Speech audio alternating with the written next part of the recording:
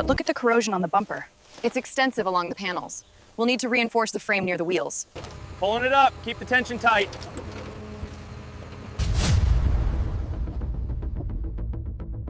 The insulation on this loom is completely shot. See the corrosion? Agreed. We'll need to replace the harness section and check the grounding points.